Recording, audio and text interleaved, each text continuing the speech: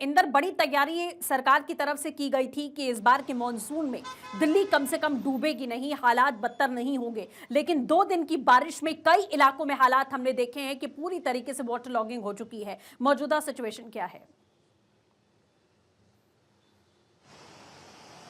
बिल्कुल सृष्टि, देखिए अगर हम बात करें तो फिलहाल हम बात करें तो 3 घंटे से ज़्यादा का जो वक्त है वो बीत चुका है। फिलहाल अगर हम बात करें तो देश की राजधानी दिल्ली में अब जो बारिश है वो रुकी हुई है, लेकिन देखिए मौसम विभाग की तरफ से ये अलर्ट जरूर जारी किया गया है कि आज भी बारिश से राहत मिलने वाली नहीं है।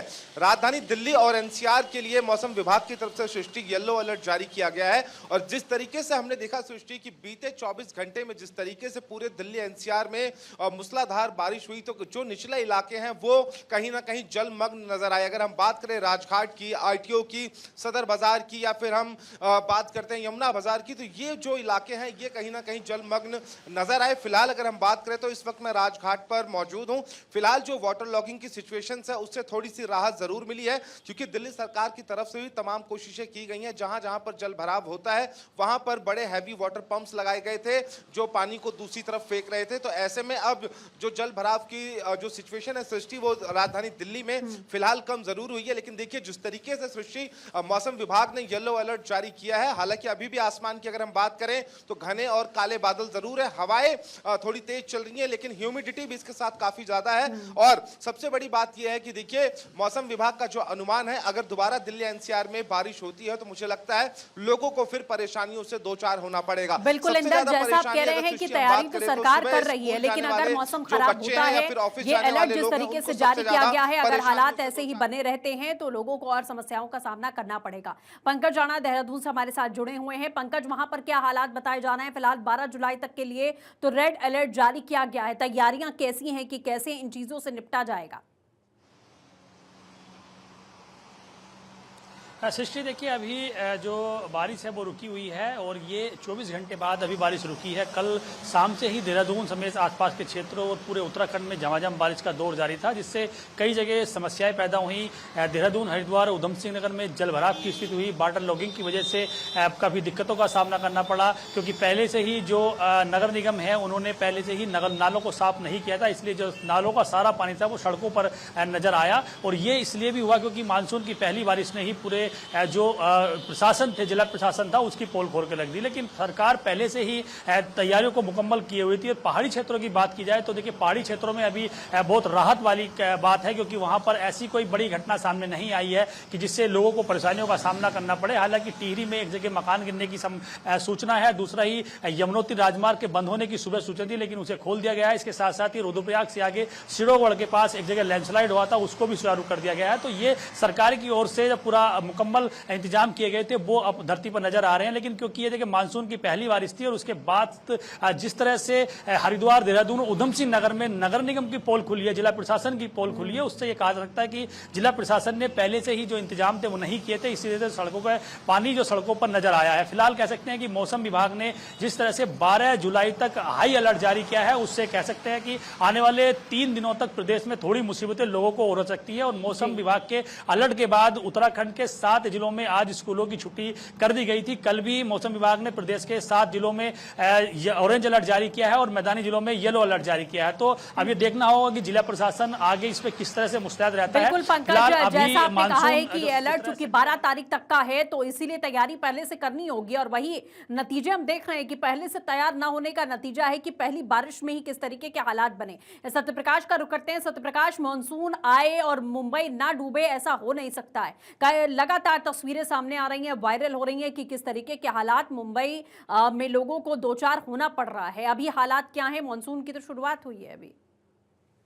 बिल्कुल सस्ती, देखिए मुंबई की पहली बारिश ने मुंबई करों को हाल बेहाल कर दिया। और लगातार जिस तरह की शिकायत लगातार लोगों को आई कि जो निचले इलाके रहे वो लगातार जलमग्न रहे, खासकर मुंबई के सायन, दादर, मलार, दहीसर और के तमाम जो इलाके रहे वो जलमग्न रहे।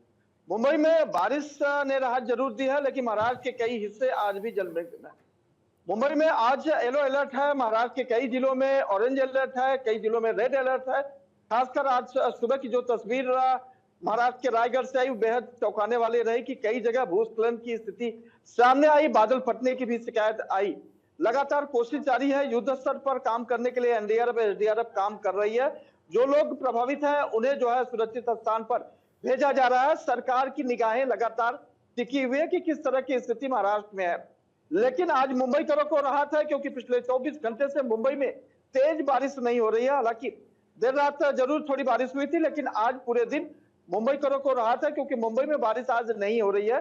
लेकिन महाराष्ट्र के कई जिले जहां पर ऑरेंज अलर्ट जारी है, वहां पर जलभराव की स्थिति है, बारिश हो रही है। खासकर थाने का जो इलाका जो ज्यादा प्रभावित रहा पिछले 8 दिनों तक, वो रहा वसई, नालासोपारा और विरार, जहां पर जलभराव की स्थिति के कारण रेलवे को रोकना पड़ा। रेलवे पूरी तरह से ठप रही, उसके बाद जो है बिजली गुल रही।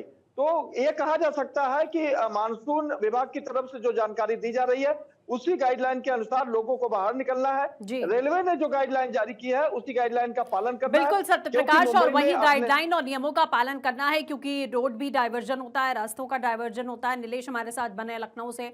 नीलेश, लखनऊ की बात करें या पूरे यूपी की बात करें, तो यूपी को लेकर भी हाई अलर्ट जारी किया गया है। पिछले 24 घंटों में भारी बारिश हुई है। फिलहाल बारिश थोड़ी बहुत थमी है, लेकिन आने वाले समय में ये अलर्ट लगातार बरकरार है। क्या तैयारियां हैं यूपी की?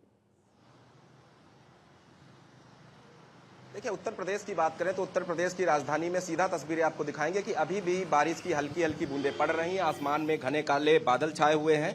वहीं मौसम विभाग ने जो अनुमान जताया है कि अगले 24 घंटे में उत्तर प्रदेश के तमाम ऐसे जिले हैं जहां पर भीषण बारिश के साथ साथ 30 से 40 किलोमीटर प्रति घंटे की रफ्तार से हवाएं चलने का जो चेतावनी है उसको जारी किया गया है। उसके अलावा सरकार ने व्यापक पैमाने पर तैयारियां की हैं ताकि जो बाढ़ ग्रसित इलाके हो जाते हैं, जिले हो जाते हैं, उनमें जनजीवन अस्त व्यस्त ना हो। जिसमें अगर हम बाढ़ के चपेट में आने वाले जिलों की बात करें तो बाराबंकी, अयोध्या, गोंडा, बहराइच, श्रावस्ती, बलरामपुर, ये ऐसे जिले हैं जहां पर व्यापक पैमाने पर बाढ़ से आम जनजीवन अस्त व्यस्त होता है। उसके अलावा अगर हम बात करें प्रयागराज की, वाराणसी की, तो प्रयागराज और वाराणसी में भी गंगा का जल स्तर बढ़ने से लोगों को समस्या होती है और तमाम इलाके बाढ़ से ग्रसित हो जाते हैं। उसके अलावा अगर हम पीलीभीत, लखीमपुर, सीतापुर, शाहजहांपुर की बात करें तो ये जिले भी कई नदियों से होकर गुजरते हैं और ऐसे में यहाँ पर भी बाढ़ का पानी जमा होता है, जिससे आम जनजीवन अस्त व्यस्त होता है।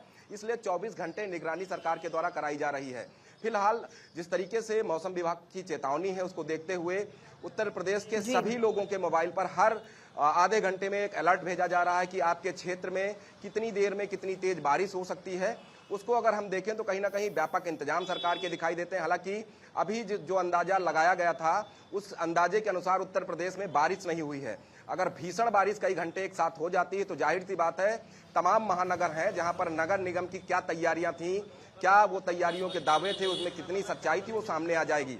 हालांकि सरकार ने जनता को आश्वस्त किया है कि बाढ़ वाले जो इलाके होते हैं वहां पर निगरानी तंत्र लगातार बिल्कुल ठीक है नीलेश, तैयारियां पहले से की जा रही हैं। अब देखना होगा कि आखिरकार जब विकराल रूप बारिश अपना दिखाएगी तो किस तरीके से इससे निपटा जाएगा, क्या तैयारियां वो कारगर साबित होंगी।